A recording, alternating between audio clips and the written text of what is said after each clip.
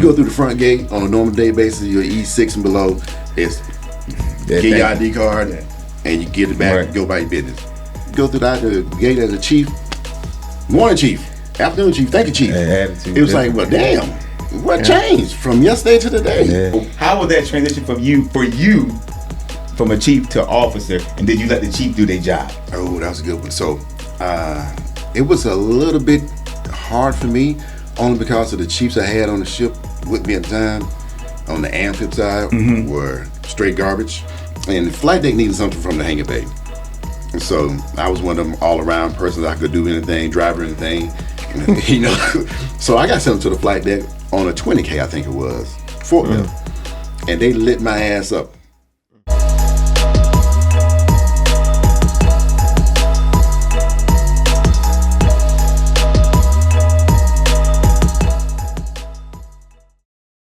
Welcome back to the Addies Podcast. Today's special guest is Lieutenant Commander retired Maguel Brooks from Quipton, Mississippi. The SIP, M-I crooked letter. M-I crooked letter I. Humpback. Yeah. You know, that's how I used to remember how to spell Mississippi back in the day. That's the only way. That was the only way. That's the only way. I heard the jokes too, so it's all good. It's all good. At least they recognize your state. That's it. That's all. That's all. Thanks for coming on the show, man. I greatly appreciate it. We're going to talk about, your experience back in the day before you joined the military. Ooh. Yeah. Especially Mississippi. We love the 80s conversations. Yeah, that's the South. Your military journey and what you're doing today. Okay. So again, man, thank you for coming on and talking with us. Glad to be here. All right. AP, what's good?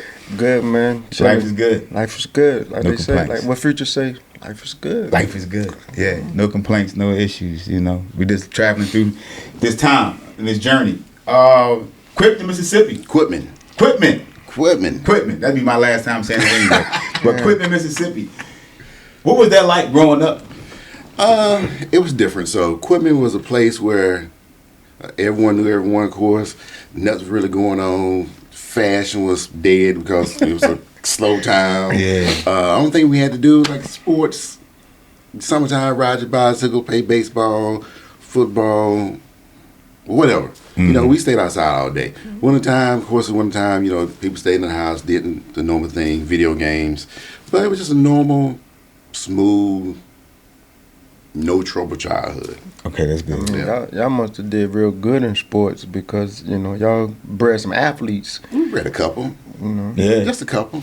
Being modest, but Right. We're talking about the whole state of Mississippi. You know how some people say, just a couple. Just a couple. This whole state just got a couple. I mean, but Jerry closer Rice. to you, like closer to you. You mentioned Jerry Rice. He had to put that out there. Right. Brett Favre.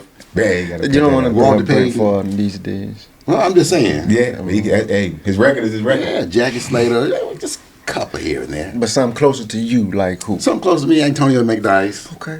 Tavares Moore. Okay, just name a few. Just name a few. Name a few. Just name a few. Okay. Yeah. Okay. And you went to school with Antonio Yeah. McDyess, right? Okay. He used to live right behind my house, my grandmama's house, his grandma's house, and down the street. So yeah, So you just pass him the ball? tried to. You tried to. Tried to. Okay. What was your favorite sport to play when you was down there? Baseball was my first love. Really? Yeah, baseball. I love baseball. Then I got into football, of course, but yeah, baseball. What's so good about baseball? Like, what is it? 'Cause I know a lot of people. I talk to a lot of people from the South. They a lot of them say that too, like baseball. So I grew up baseball. It was more one of those things where I could play every position, especially on the infield. But my love was catcher. So I got control of everything. It's kind of odd saying that now, but control freak. Right. So I controlled the whole thing. Right. So that was the reason I love catching. Love catching. Gotcha. Okay. All right. It's bad on your knees, but you get control of everything. Okay. So while you in stay there, and so you graduated high school, everything like that, that's over, done with, and then what we doing next? How did the military come into play? Ooh, how did the military come in? So, 2 reasons. So, the biggest one was I didn't want to go to college and waste my parents' money at the time, or the little bit they had. Right. So I didn't want to waste any money. So I said, you know what? And my cousin had just joined DEP. So he said, hey, why don't you do this with me? Oh, here we go. Yeah. So like a dummy, I said, sure. Let's go ahead and do this with him. So he got me into DEP. I went to Navy, And out of everybody that dipped in with him, I was the last one standing. Really? Wow. So how many of y'all? So was it this thing where all y'all went down to the station together, or Separately, but kind of same time but different times. Right. But yeah, I was the last one standing. Really? That's kind of odd. Did any of them retire and go past 20? No. Not one. did any of them make it past their first enlistment? I would say no. Wow. Really? Yeah. So I was the one where Right, you only one to my beside you. They really love you. the clown hat was me. But it worked out in my bad. But it worked out to your advantage. So yeah, they got me with that one. They got me. Wow, I wonder how many other stories like that people like. They got me. Yeah.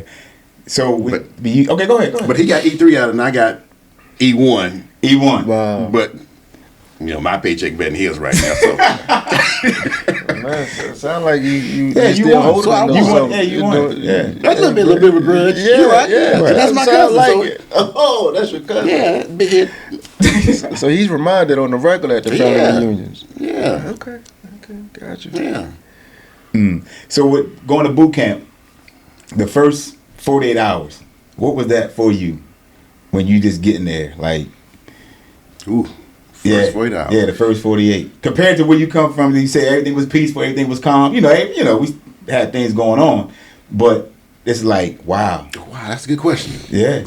I was in shock, I guess you would say. I'm sure everybody said the same thing. I probably was more in shock than anything else. So I guess what made it a little bit better, I met Walter Payton on the way to boot camp. Oh, wow. Which was even better. Yeah. So that was cool. Got to boot camp, I was like, this is different. But I didn't put too much in it. It was just something, I got to go do. So let me do what I got to do and get out of there. Right. Didn't bother me at all. Right. Okay. Just different, just shock. So you talking about back in 93? 93. So did you come in with a rate or undes? Undes. Big Okay. old airman apprenticeship. So did they tell you that's what you was doing, or did he sell you like, you can get any job you want once you? That's when I got sold that dream. Right. This airman apprenticeship program here, you can pick any job you want to. You work here for a couple months, work there for a couple months, and then you pick your job. And then You got the wood ship and got to the Nimitz. the Nimitz is stuck in air department. Yep. It's been on ever since. Yeah. Right, and that's what I normally goes like that, Or you can pick any rate, and when you get there, you're like, well, I'm here. I'm working with the same people Yep. I've been, studying with, so I might as well just go for that rate. Well, I wanted to be an AC actually. But what happened was the ships went to the yards, so we didn't have any equipment on the boat to use. So I said, you know what? I might just stick right here. And plus the nearest airfield was 2.5 hours away in Whidbey Island. So I didn't have a car at the time. So it didn't make no sense. So I stick with these folks. Okay. So Nimitz, Whidbey Island, because I know Nimitz, that's West Coast. They go up and down that coast. 1 minute you in Washington State, next minute you in San Diego. Yes, so sir. it sounds like you was in Washington State. Yes. So coming from Mississippi, I done did some time in Washington State. It ain't the South. No, sir. The weather is not the Totally South. different. No, I love the Seattle weather is there. known for the rain and gloom and all that. So what was that like? A Mississippi guy up in Washington State. So it was great. The weather was nice to me. I didn't mind the rain. What? But the atmosphere up there was outstanding. It was never too hot, never too cold. Okay, I can see you that. can ride down the road. You see a whole bunch of different people. Right. You can say, hey, what's going on? Right. Right. and I feel like you're going to get something gonna happen to you. Okay. It felt like that part probably felt like home for you. Felt like home. People Yeah. were willing to talk. So I had fun with it. I actually had a blast in Washington State. I loved Yeah. it. A lot of people I know retire up there. Oh, yeah. Yeah. I love it. Yeah. Not expensive. And just, you meet people down the street at the gas station and start talking to them. And before you know it, you're friends. You might be at the house eating dinner. It's just, You going way out there. Yeah, It you was doing nice. too much, man. Yeah. it was nice. I had a blast. Well, hey, to each his own. I don't know if Meet I'm him at going the to gas scoop me up. station. And up at dinner, then you fool around and beat dinner. And beat dinner. No. Yeah. I'm Oh, still yeah, we sitting, going to so eat this nose today. Yeah. I'm Just still dumb sitting, so stuff. we have fun. No, but I hear a lot of nice things out there. But I do hear like the suicide rate is high out there. That's what I hear, but I don't know. Could be. Yeah, Good weather. But I know people like it out there. Yeah. People like I it out loved there. it. If I could go back, I would. And plus, you had Victoria and Vancouver. So if you ever got bored, you could always go up the highway. Right. And, you know, go across the border. What was like going to Canada? Oh, man, it was lovely. Yeah. It was lovely. Young sailor. Young sailor, it was lovely. Just living. Just living life. Hey, there's nothing wrong with it. So I'll tell you the story. There you go. I'm like, yeah, let me know. Life stories. Life story. So one of my friends said, hey, I got some friends. And all you got to do is say, hey, if you want to come spend the night in our house, you can come. We said, what about a hotel? Like, he's like, nah, you don't need one of those. So, like he said, get in the car, drive there, get off the ferry, pull up to the house. And as soon as we walk in the door, they was like, hey, you can stay in my room, you can stay in my room, you can stay in my room, you can stay in my room. It was like, damn, just that easy. Canada. Victoria. Okay. It was absolutely amazing. Yeah. Not paying for a room. That was great. Yeah. You know, keep Young sailor, keeping your money to yourself. That's it. Saving a dime here and there. That's it. And partying at the same time. That's it. There you go. Life is good. Rumor has it that, you know, for the sailors who was in that area, you can do stuff like buy packs of Newports or whatever, take up to Canada because they couldn't, you know, they didn't have Newports up there. You could like sell them and stuff. And I think so, but you know I don't smoke, so. Yeah, okay. Yeah. Maybe so, I don't know. Okay. That's why life I never got into, so. No. Gotcha. Yeah, he probably didn't want to snitch on nobody either. He was like, yeah, I know about that. I mean, it's people owing taxes out there. Over 20-some years, 30 years ago. So. Yeah. So you left the Nimitz. What was it like being a third class? Back in the day, like a third class petty officer. What was that like for you? So this is a good question, but hard question. So for me, it never changed from between E1, E2, E3 to E4. That never changed because I was always the same person. Right. I got an example right here to tell you that. I've been always the same person work-wise the whole time. Okay. So moving up the ranks didn't bother me or affect me until I got further up. Like second class or something like that? More like first class. First class. Yeah. That was like a bigger... Yeah. Because you got more admin functions. That you didn't probably know or understand as an E4 and E5. Yeah. It's like, I see the supervise. chief and, you know, the div over there doing this and doing that, but not really knowing. More so the chief. Yeah, more so the chief. Yeah, not so the divo. Yeah, you know. So in the air department, we don't have really divos to do anything besides just be there. Be there. Yeah. Shooters. Yeah, shooters, yeah. Right. They're busy. Right. So, as a first class LPO, what was you at as an LPO?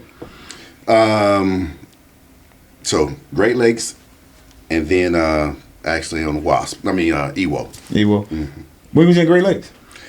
Great Lakes from 2003 to 2006. What was that tour like?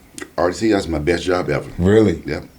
What was good about it? Everything. So Great Lakes, you know, you get the opportunity to see your work start at day one to day whatever it is. Right. You know, those 7.5, 8.5 weeks, you get to see the beginning to the end. Right. What other job in the Navy you have that you can do that with? Right. Transition someone from a civilian to a service member. Best job in the Navy, bar none. Really? Even as a handler, the best job I ever had was RDC. The best. Wow. As a previous AB Master Chief myself, you kind of did some unheard of stuff at Great Lakes, I must say. Right? Looking at your calm down. Looking at your bio, doing your tour at Great Lakes, you was actually AB of the Year. Of course. Right? And that don't normally happen for people that's not attached to a USS. Oh, wow. True. Wow. Right? So what makes, I mean, granted it was years and years ago, you know, what makes, why do you think, I should say, you was able to accomplish that, working out a rate and everything? So there's only been two, myself and Machi Woodall right now. Yeah. So that's just like your little young protege. Yeah, you know it. So Shout out, man. What's up, my guy? So my record just spoke for itself. The board. So when that happened, I was just doing my job, being the best AB artist up there to me anyway. To me, You the best RDC? to me. AB artist, I'm gonna say that way. Not one of the AB, best artists. But you was the best AB. I So was to the all best the other ABs AB up there, I don't care what pay grade you was, this man on record said he was the best. Yeah, Woodall might, you know, Daquan, he might, because both of them accomplished that. Yeah. You know, Well, he can say ABs of the Year, Yeah. outer rate, in Great Lakes Yeah. ain't nowhere near no USS. You know what I'm saying? The only USS up there is that little fake one they be doing. Yeah. What y'all call it? USS? Marlin Spike. You know what I'm saying? They throw some water on you, hold you down. So, ABs of the USS Marlin Spike. Yeah, But It anyway. was, 3 people in particular. The other guy I can't remember his name, but Matchy Ciance, St. Clair Griffin, you might know him. ABEC and Chief retired. And, I work for Matchy Ciance. Okay. Yeah. And a guy named ABCM Tom Mickle. Tom Mickle? Okay. Yep. I know Tom. So those guys were, instrumental in my package and getting everything done. And my chief Ciance said, there's no chance in hell you're going to make this. You're going to get this. But we're going to put it in for you anyway because you deserve it. You're the best one up here, so we're going to do it. So results come back, make it. I'm like, well, how about that? Right. Yeah. Wow. So I said to myself and everybody else who want to listen, I say, more so for the haters. If For the I haters. made it, if I They made got it, haters out there? if I made it on shore duty Right. at Great Lakes, what I said about your record at sea? Ooh. Come on. If I made it on shore duty, Ooh. out of rate, Yeah. way away from. But you San got a Diego point or there. Norfolk. You got a point there. So what about your records? And they say hard to be humble, right? But it's the truth, though. If you really look at it. So my record had to be so much better than. And you didn't grade your own record. I mean, as someone who set those boards before the AB of the Year boards, Right. I mean, I ain't set them back then, but well, okay. So what would you say? Yeah. Like his record had to be really on point to Yeah, he- surpass some seagoing, Absolutely, some seagoing I would have to say, ABs. Cause there's some H's out there that's H, E's, and F's. E's and F's. Yeah. yeah, And you saying this man was on shore duty, out of rate. out of rate, I mean, it speaks to quarterdeck of the Navy, man. That's all. Yeah, the quarterdeck of the Navy. I mean, it speaks to his work. What he done while he was in the fleet. The quals that he had already obtained. The evals that he had at that time, and what he was doing. You know what I'm saying? Collateral duties and stuff like that. I mean, we take a look at all that while we send those AB of the Year boards, to make sure they well-rounded and that package is ready to be a chief, ready to be the next level, because we are saying at that time, like you said, amongst all the first-class petty officers in the fleet, we pick one from the East Coast and the West Coast. Right. And we saying that this particular sailor, this AB, is the one. The one. Right. And that sends a clear message to any Absolutely selection clear. board coming their way. Like, Yeah. this is they punched the golden ticket. And that's, lining them up not only just for CPO, but for LDO, CWO, which is the avenue that you took. Yeah. So, yeah, it's just, that's a, He like, hey, he get the Michael Jordan on y'all. relax. I didn't pick my own record. I didn't say, hey, pick me. Yeah. Okay. Yeah. So Okay. that's why I say to the haters, if I made it on shore duty, what's that saying about you guys? Right. So moving on, so after Great Lakes, where did you go after Great? After Great Lakes, I went to the Biggie. Biggie, okay. Biggie. Okay, so you got to the Big E as a chief already because you put it on in Great Lakes. Put on Great Lakes. Yeah, because typically once you AB of the Year, It's that automatic. next board, yeah. That's it for Yeah. you. Okay. So went to the Big E, became flight deck chief. Did deployment on the flight deck.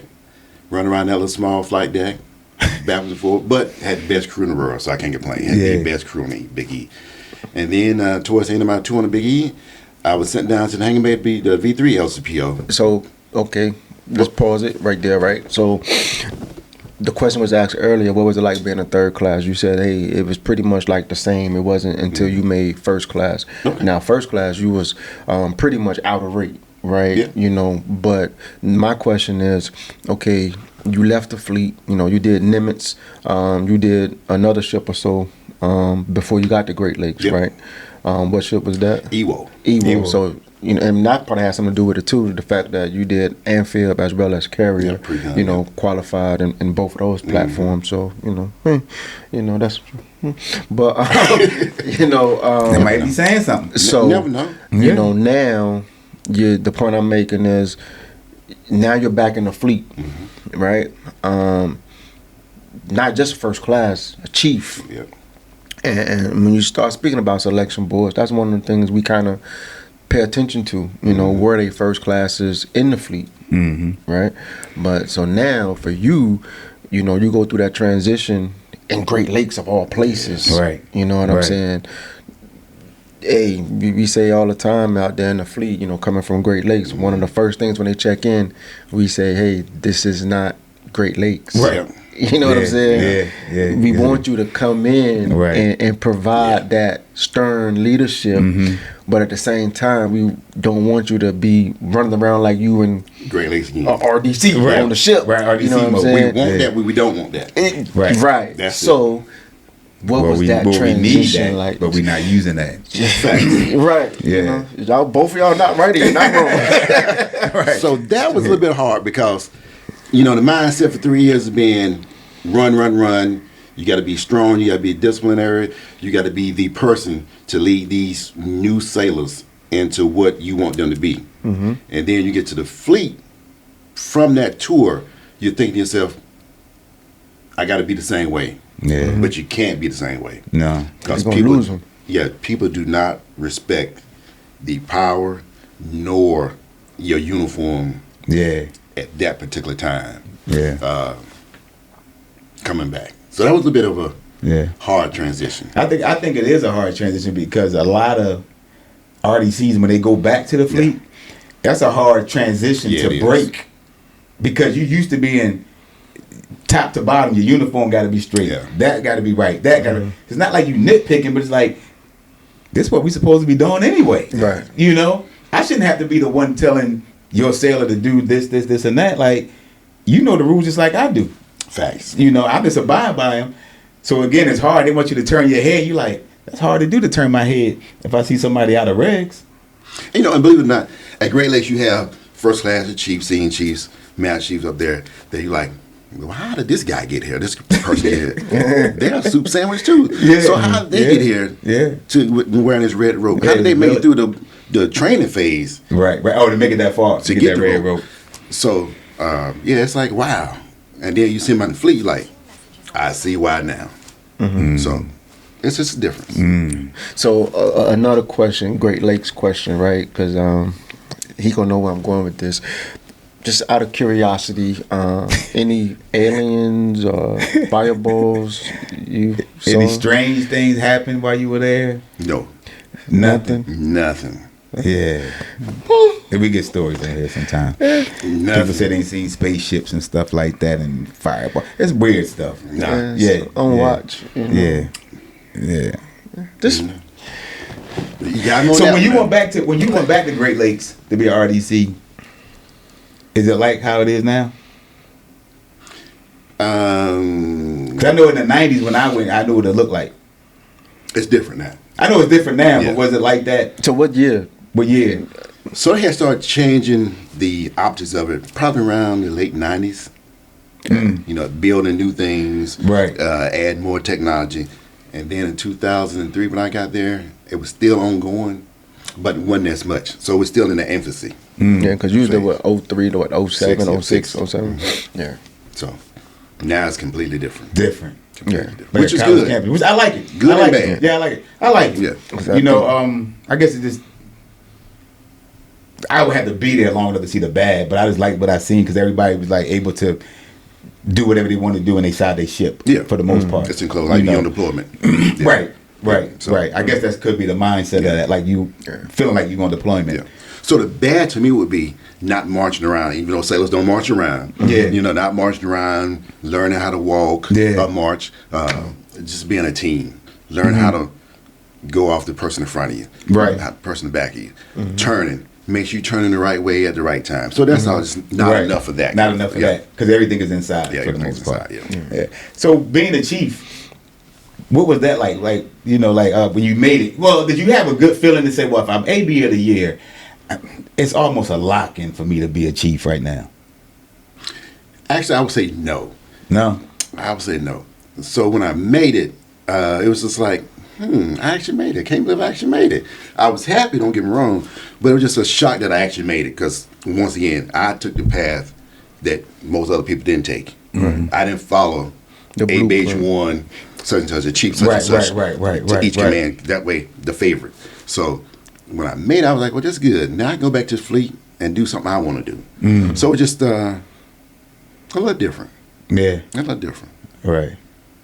But I was happy though. I was happy. Good. That's good. What about picking up LDO? Like, who did someone mentor you to say, okay, this, or it could have been a dream that you wanted to do, or?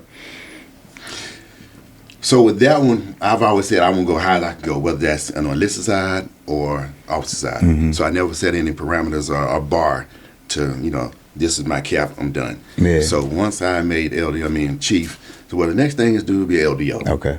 So I told one of my recruits one time, I said, next time you see me, I'm going to be a lieutenant in the Navy, and this is in boot camp. Yeah. And I saw that kid years later. And he said, you said you're going to be a lieutenant, and you're a lieutenant now. Yeah. I didn't even remember the conversation at the time, but when he reminded me, of course, I did say that. Yeah. But the next step after making chief AB of the year would be obviously LDO, because that package ready. It's ready already, so that's when I want to put it in. Even though I waited 3 years because I wanted to make sure I knew exactly what I was doing. I got you. Before stepping onto the flight deck as an officer or whatever, I wanted to make sure I knew what I was doing, because coming from a hangmate background, then going to the flight deck, I just wanted to make sure I was good to go. You was covered. Yeah. All angles. A lot of people don't know that about me, but that's the reason I did that. I waited 3 years to apply.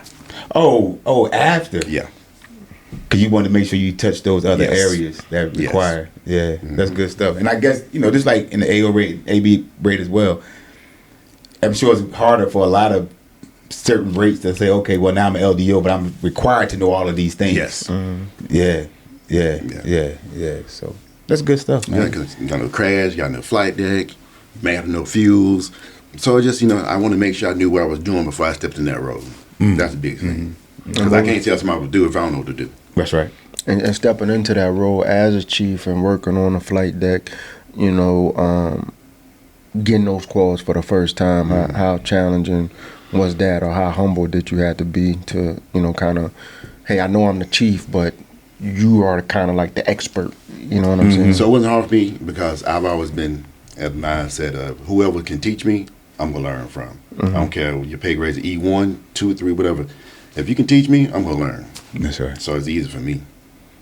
Okay. And how was that first deployment as a chief? Because, I'm kind of in a similar situation. I picked up chief in Pensacola at the schoolhouse. Yeah. And, I was just waiting to get back to the fleet, right. Because again, as a young sailor, you work at. No, that part too. But as a young sailor, it's just like chief. I wanted to get in that chief mess. The food different, the smell different, that's what we think, different. Right. So how was it? From that aspect of it. It was cool. I think. Being able to just go down to the mess and get what you want to, and that sense of way, it was cool. I said the biggest thing is going through the front gate. You go through the front gate on a normal day basis, you're E6 and below, it's get your ID card, and you get it back and go by your business. You go through the gate as a chief, morning chief, afternoon chief, thank you chief. It was like, well, damn, what changed from yesterday to today? It's a night-day difference. So that part was like mind-blowing to me, like, you got to be kidding me. So just that little bit more respect that you get going through as a chief, whether, the front gate or wherever. And people don't understand, like, that legacy was built for years, and then we had to leave that legacy. So it's just constantly being built. So when you hear it, like, the attitude changes, like, oh, wow. Yes, chief. Yeah. Thank you. Good morning. So it's a good thing. Yeah. So coming back from like a LDO, or from a chief to a LDO, and some people say, oh, sir, you got to let the chiefs do their thing. We got it. It's hard to make that transition because you learn something. And you was a chief for 3 years. Yeah. Normally people say, oh, I made chief, then less than a year later or 15 months later, I'm an LDO. You was a chief really going up for senior chief. Yep. Yeah. You know, so how was that transition from you from a chief to officer, and did you let the chief do their job? Oh, that was a good one. So it was a little bit hard for me, only because of the chiefs I had on the ship with me at the time. On the amphib side were straight garbage. Besides one of the guys, a guy named Chief Epps. He was the only one that I could actually say, hey, we need this done, we need that done, or hey sir, I'm doing this, I'm doing that. The only one. Other than that, they were all straight garbage. So for me, tell me how you really feel. Yeah, you keep it in the buck now. it was easy but hard. So one person I could depend on, everybody else I couldn't.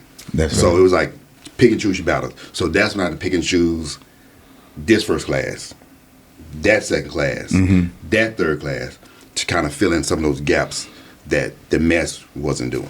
Now, let me ask For you me. this question, right?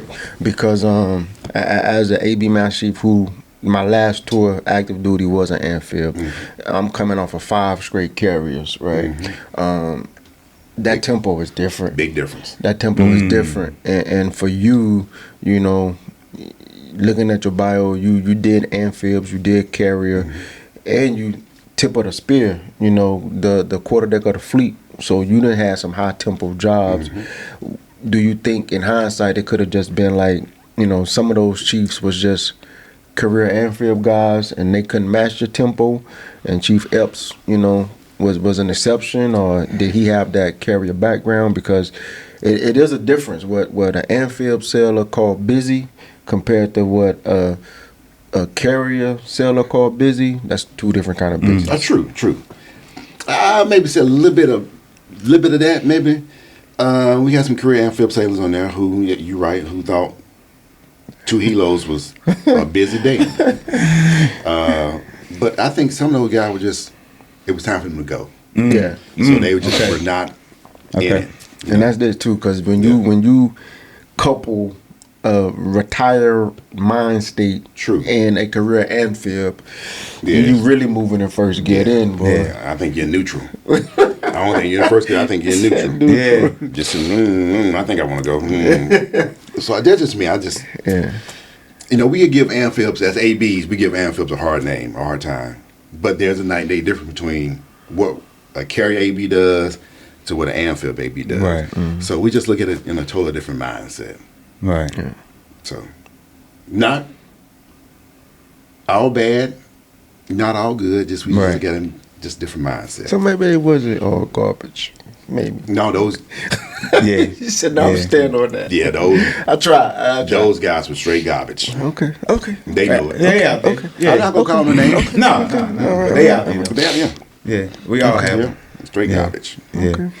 Yeah. So you go from you the handler. What did you do your handler tour at? On Truman. On the Truman. What was that like? That was bittersweet. Yeah. So, imagine this. Imagine getting to a command. Before you get there, people talking trash about you. Because they want somebody else to do the job that you're selected to do, that you didn't ask to do. But you didn't want, it had nothing to do with that particular command. Right. Because you'd already been there. But before you get there, you got some guys talking trash about you. So you show up at command, welcome aboard, shaking hands, trying to be friendly with people. Only thing these people see is what they've heard. How would that make you feel showing up to the carrier as, hey, Hamlet, how you doing? I mean, well, so let me ask you this. So Truman was a retread. Yeah. And your first Truman experience episode, was it as an officer or enlisted? Officer. Officer. Okay, so that's what, like your Devo tour or something? No, Flight not deck officer. Flight Flight deck deck officer. officer, Yeah. FDO tour, and then you come back as the handler. You know, one, you know, that FDO, that's a strange, to me, as an enlisted guy, Yeah. you know, because you're not the Devo. But you're still in charge, Yes. you know, so to speak. And it's kind of like that LDO can kind of pick and choose when they want to insert themselves and when they don't, so to speak, kind of. It's just flight ops, you know. That's all the time I kind of want to, you know, like if we ain't doing flight ops, it's kind of, some LD FDO is just like, where they at? And then some of them import, what I'm saying is. Okay. So it's just kind of different. It would be, for me to answer your question, if I'm still there, you know, it's just like I'm just wondering, like, okay, which one we getting now? You know what I'm saying? Like, is he gonna kind of be all in my sauce, or is, you know, he's just gonna do the handler thing and just stay in flight deck control? You know what I mean? And just do what they do, play with the Ouija board or something important. You know what I'm saying? Okay. But He said, okay. But that's you as the Master Chief, right? even as the that's me as the Master Chief, and just in khakis period. Okay. That's me in khakis period. V1 leadership. You know. Okay. So who does the FDO work for? The FDO works for himself in a sense. V1. See, V1. and that's what I mean. You know, it's But just he's like not the devil. He's not. We have a devil. So That's why I say he kind of inserts himself. according to the way You things had are supposed to the go, it should be the V1. It should be the FDO who does everything. The reason they brought a shooter in is so the shooter would have a job. A job. That's I why. got you. So you got some ABs who say, hey, admin ain't me. You know, push Right. that stuff all on the Devo. Yes, sir. That's his name. Even though the book says, Right. More hands-on. FDO is, FDO doing you know. hands-on. Yeah. But it's more of a still admin function. So the FDO is more the 3M person, the flight op person, the operational person. Whereas the Devo nowadays is just more admin. Yeah. So it just depends on the person. Yeah. You know, the E's, HF, depending on who's in that role, it depends on who they are and what they do. I got you. Me, I was more hands-on. The admin, since I went to Devo, I Right. left it alone. You left it alone. Yeah. And then normally the shooter is like somebody that's out, not even The shooter's a pilot, NFO, pilot, NFO. Yeah. Okay. Yeah. Okay. All right. I got who it. does trying to get this Yeah. his or her quals. Calls. Because I would say in V2 is kind of more defined than it is in like V1. Yeah. Right. It's way more defined. Right. Yeah. You got plenty of officers in V2. But you know exactly, like it is defined. Defined. Because V2, you got your maintenance officer who you're already boasting, and then you got your other branch O's as well as Devo. See, we giving y'all an A/B lesson right now. Yeah. But anyway, but But no, that it's would be good. how It's I good answer the 'cause question. it's good for- you know, that'd be my answer. Oh, that'd be your answer? Okay. Yeah. So my answer was, let's put your head down and work. And that's what I did. I put my head down and work. I tried to block out the noise as much as I could, but it was kind of hard when everything's already been said. And you just go in there, you try to do the best job you can, and which I did. First crew, we didn't have any crunches, or the ones we did have wasn't accountable in a sense that way. Like it was little rubs or paint, whatever. No big deal. Good crew. Damn good crew. The second cruise, I had some superstars. Nice. Absolute superstars. But the worst crews ever. In that regards, because I was expecting, I got all these good guys. This could be a cakewalk. I'm gonna be able to sit back, Yeah. give them the plan, let them execute the plan the way they want to do it, and not nothing to worry about. But instead, I got to worry about people trying to jump in front of aircrafts. They want to do it this way, come back on deck anyway, grab somebody else's float code, putting your hand up, directing the CO. You know, just crazy stuff. Yeah, that sounds crazy. Yeah, it's crazy stuff. Or if I'm someone calling deck and they do something wrong, I correct them. They get mad, won't come to control and argue, which is not that serious. It's just too many superstars. So I like the first cruise when I had less talent because I got more out of them. Oh, Like okay. you became like numb to the flight deck, and I'm saying numb because flight ops became normal to you. Yes. I'm gonna go back. What was like the first time you was up there? Your very first time as an airman on a flight deck. Like what was going like? I know you you probably a blue shirt then, right? Yeah, blue shirt. Yeah, blue shirt. What was that like? That moment, like what the hell Oh, so am I this- looking at? I tell you, it was doing records one time off the coast of California, I think it was.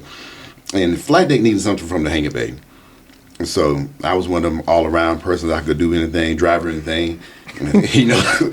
So I got something to the flight deck on a 20K, I think it was, forklift. And they lit my ass up. They parked me right behind a 14 and just told me, stay there. Hold right there. We got something for you. We're going to move you in a minute. And I was in there just like, okay, it's cool. Looking around. As I was looking around, I'm getting hotter and hotter. And I said, oh, these guys got me. So it was... So you couldn't move? I couldn't move. Yeah. But it was fun, though. I mean, they did what they wanted to, so it was all right. I'm sure it's probably like a lot of them wild stories like that ABs probably do. Yeah. Yeah.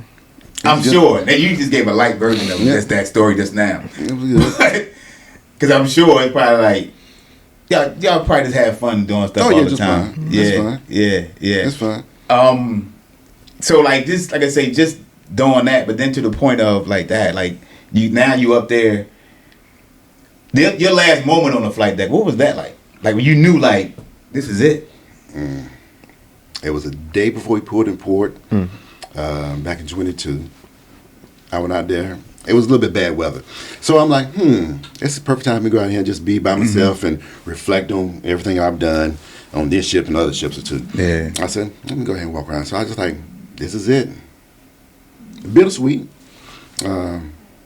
Just knowing that was the end. Yeah. And I'd never go back out to sea again. It's like, this is good. Bad weather, but it was cool seeing the final product, what I've done, all the aircraft off the ship, don't worry about anything anymore. It was like, okay, well, if this is my end, well, this is a good end to go out on. Wow, you started on the ship and ended it on the ship. Yep.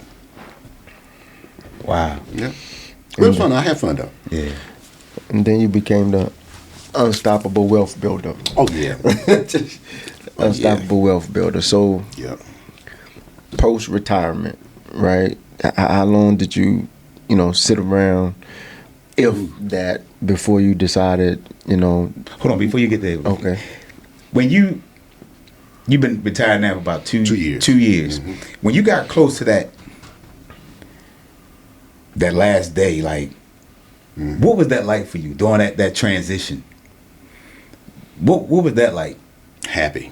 You was? Happy. I was ready to go. Yeah. I was ready to go. Enough was enough. Enough was enough. Yeah. Right now, if you said, hey, I'm going to give you 05 and you come back in the Navy tomorrow, would I take it? No. No. Oh, you've been retired 2 years now. I'm done. Do that. Yeah. You could have offered me that the day after I retired. I'm like, you was done. Done. Yeah. But you gave him a good run. made Mississippi look good, A little bit. A little bit anyway. Yeah. You know what I'm saying? Yeah. But and your cousin too. You know what I'm saying? Yeah. Your cousin definitely wouldn't have been like, oh man, Yeah, you're right. 04 came from E1 to 04. Man, he's sitting at home doing nothing right now, probably. Stop it! Stop it, man! Stop! Don't beat it. him up. Right. Say yeah. that for the reunion, the family reunion. But so again, what we doing now? Like I said, an unstoppable wealth builder. Yeah. What got you in it? How long did it take? Post retirement, did you sit around, or you just really jumped back and jumped into that? So I sat around for about 6 months. So my mentor, Rumad, he sent me a message on LinkedIn about financial opportunity. He was already a mentor, or that's how you met him? That's how I met him. Okay. So I said, sure, I'll listen to you. So I listened to his presentation he had. I said, okay, well, I'm doing a lot of that right now. But if I can help somebody else out, it makes sense. So jumped into it now. I've been into it about a year and a half. It's just the power of knowing information that I didn't know before and being able to educate someone else on the same information. And then as I learned more, giving other people the opportunity to learn more and more information about finances that we as old are taught coming up as a kid. It's like we got one policy called formal insurance. Again, let's backtrack a minute. Okay. You kind of just jumped right into it. So you said jump into that. Like, what is that? And then when you said you got the email or the message in LinkedIn, you was like, I'm already kind of doing that. So, Money, finances. Okay. So, I'm in a group called Rural Financial Group. Okay. Trans-America. And so what we do, we all about education. So we like educating people on their finances and how to become legacy builders with their family, with their insurance, learning how about tax deferred, tax now, tax later, or tax never. That's what I'm going with. So learning, it just makes it easier for me to be able to sit down in a room with anybody and say, do you know this? Do you know that? No, well, let me teach you. So it made it easy for me to say, okay, I like the presentation. I like where you're going with this. Now, how can I learn from what you have done and what you're trying to teach me? How can I learn and get better so I can prepare my future clients for the same experience you gave me? So finances. Okay. Finances. So I'm a financial advisor. Gotcha. Okay, so like for me, I always just think like back in our era where we had checkbooks, but hopefully one day we'll get there so they can teach, you know, financial education in boot camp, so they can kind of people prepare like, hey, this is your credit score. You know, you being in the military, your name That means something. Yeah. It means something. Yep. You know, what say age group would you think was best for them to receive that type of information in the military, like going across all pay grade? Let's just say from E1 to E4, because at a certain point we'll start to say, you know what, depending on my credit score, my interest rate is this. Yes. You know, so what you're doing now, it should be introduced, you know, to service members at what pay grade you believe. You know, I had a conversation with myself last night about this, but it wouldn't be a bad starting point. That towards the end of boot camp, I would say definitely E1, E2, E3 finances. You know, as senior leaders, every Friday, what we do to our sailors. What's one of the first things we do before we let them off work? We give them that brief, safety brief. Have a plan, Yeah. have this or have that. But not one time have you ever heard, if you need help with your finances, I'm going to show you what you do. Or rather, say, I am a financial this, that. Yeah. Let me show you what you should be doing or Right. help you. Military would be a better help. That way, young sailors won't make the same mistakes that we made come through, for those. But definitely, I think it should be done at least on a, if not monthly basis, at least a quarter basis in the Navy. And it's everybody, because some things that I learned after I retired that I didn't know. You know, but those conversations happen. But I don't know about now, but I remember back barracks or whatever, it'd be that person.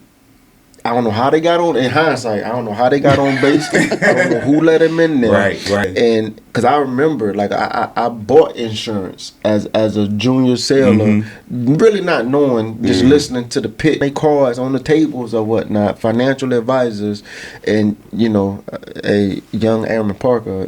I had it for like a year, and I was like, you know, but wait. What this allotment for? I don't even know. Right. What I got it for. But that's where they be at. Yeah. You know what I'm saying? You know, and want no one living on ship. They want everyone out in town. So you be pushing the sailors to seek, you know, living accommodations with no financial literacy, but we just know, hey, we want to make sure we get everybody off the ship, Right. You know, but we be not providing them no literacy, you know, and how to go about it and make sure, you know, And the half bills us and stuff probably get don't paid. know. So now it's like easy for you to talk about it. You're like, hey, I've been in your situation before. Like I've seen your situation before, and this is how you can correct it going forward. So people can understand, like, hey, it's a better way. Yes. You know, you don't have to be, you know, in so much debt or somebody, or just having insurance for someone passing away. And if your kids don't have insurance, then you're looking like, well, okay, well, what should I be doing? Yeah. Like, you know, 'cause you guarantee, you think I'm good to have something, you know, on your kids, spouse, Yes. you know, whoever. I can recall, I'm probably like an E5, and I'm like, Mom, I don't feel like hearing that. But as I got older, reality set in and say, fool, you know she gonna die one day, you know. So you gotta pay attention to your, you know, especially your parents, you know, if they still Facts. around. We definitely want to have you come back on to go a little bit more in depth. Okay. So this financial journey that you went on, so you know, again, like that's one of those jobs where you're gonna have to need certain certificates and you know, to kind of make sure you know what you're doing. You know what I'm saying? Because this ain't or whatever. So what all did you have to do? First, I started off having to study all this material. So it's all these courses you got to do to make sure that you know what you're talking about, for one. That test in itself is probably one of the hardest tests I've taken. So the course I used to get licensed, was called Excel. Great course. Nothing bad to say against it. But every module is like maybe 50 pages in a chapter to learn what you're doing. You got whatever 50 modules, whatever you got to do. 50 pages, could be more than 50 pages. So you're reading all this material, you're trying to remember all these things that you never even heard of before. You know, You fresh out the Navy. Yeah, 6 months out. I'm like, this is going different than what I'm used to. Yeah.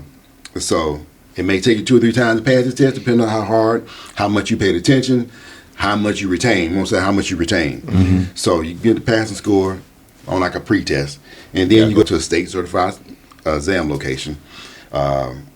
You can't have anything on, no watch. Some people must have been cheating in there before. So this is a legit no bar test. So the lady said, okay, roll your sleeves up. I'm like, okay, your front inside pocket's out. I said, this one? She said, no, the other one. Wow. That little bitty one. Yeah. I said, you got to be kidding me. She said, nope. I mean, you go in there damn near naked. Pretty much like American Gangster when they was cooking dope. Yeah. You go in there damn near naked. And I would think it's good to get that information well before you retire. Yes. Yeah.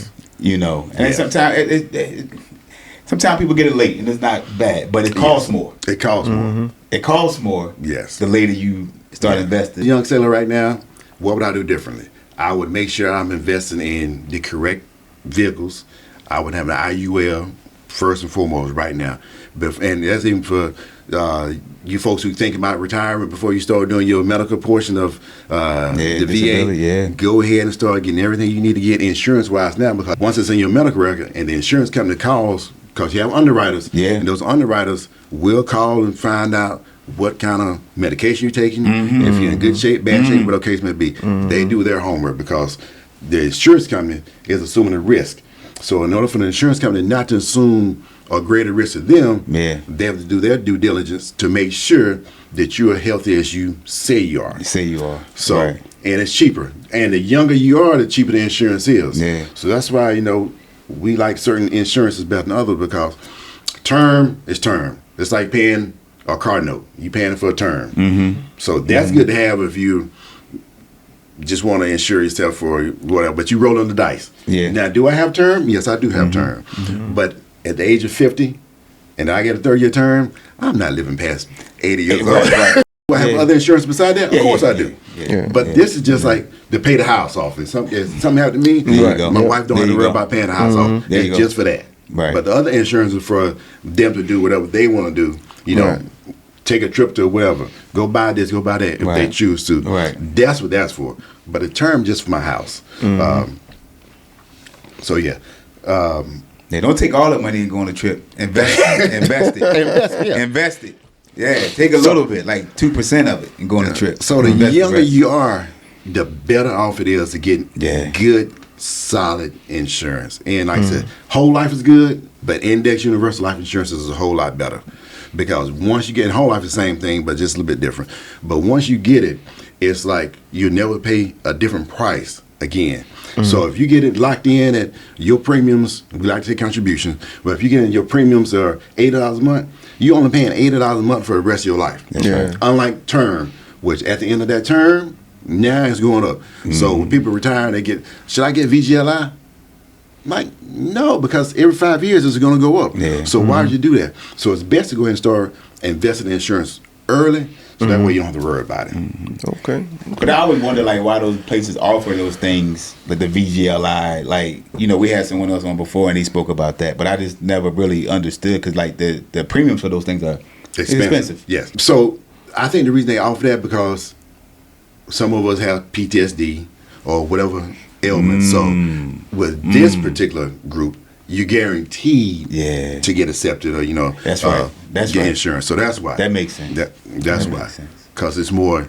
All right, we know the risks you've already taken. We know the ailments you may have already. So we step it down. Right. We already know what you got. That makes sense. So it makes it easier for us. But the prices are astronomical. And once again, the term is every 5 years. That price is going to go up. So, and it's one set price for the rest of your life. So you don't need to worry about it. You don't have to think about it. That's right. It just makes it easier. Okay. I mean, you touching on a lot of stuff, scratching the surface on a lot of different topics and stuff like that or whatever. So what we want to do here at Ease is kind of, partner with you, and, maybe we can sit down and do a couple of webinars on some specific topics, where, we can schedule it, listeners can tune in. We done webinars before, but they can be online and listen and ask specific questions. You know, so it's not just the two of us, sitting here asking questions. I think it'll be a nice, partnership. You know what I mean? And getting information out to create those wealth builders. Yeah. So, Yeah, I got this one client. He's been Navy, young fella, got kicked out, but he came to me from a referral from another AB master chief, and he said he want to be a millionaire. Mm-hmm. He said, I heard you the man to get me there. I said, yeah, I tell you what, this is what we're going to do. So I sat him down with one of my mentors, and you guys can meet him too.